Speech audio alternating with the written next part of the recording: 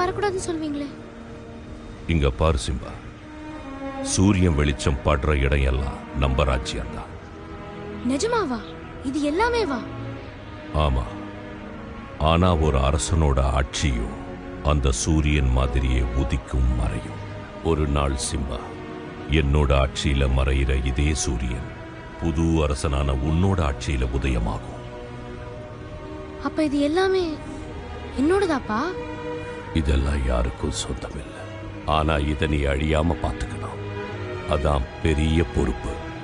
சூரியன் தொடர எல்லாம்னா அந்த மரம், அந்த குளம், அந்த பெரிய மலை, அப்புறம் அந்த இருட்டு இடம். அந்த இடத்துக்கு மட்டும் போக கூடாது சிம்பா. ஆனா ஒரு ராஜானா எங்க வேணாலும் போலாம்ல, எதை வேணாலும் எடுத்துக்கலாம்னு நினைச்சேன். மத்தவங்க எல்லாம் கிடைக்கிறத எடுக்கிறதுக்காக தேடுவாங்க. உண்மையான அரசன் கிடைக்கிறத எல்லாம் கொடுக்கறதுக்காக தேடுவான். இங்க நீ பாக்குற எல்லாமே இயற்கையோட படைப்புல சமமா தான் படைக்கப்பட்டிருக்கு. ஒரு அரசனா அந்த சூட்சமத்தை நீ புரிஞ்சுக்கணும்.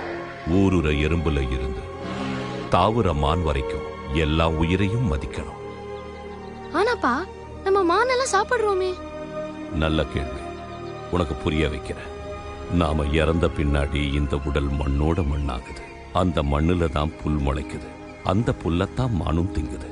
இப்படித்தான் வாழ்க்கைங்கிற வட்டத்துல நாம் எல்லாரும் ஒன்னாகிறோம். அரசே,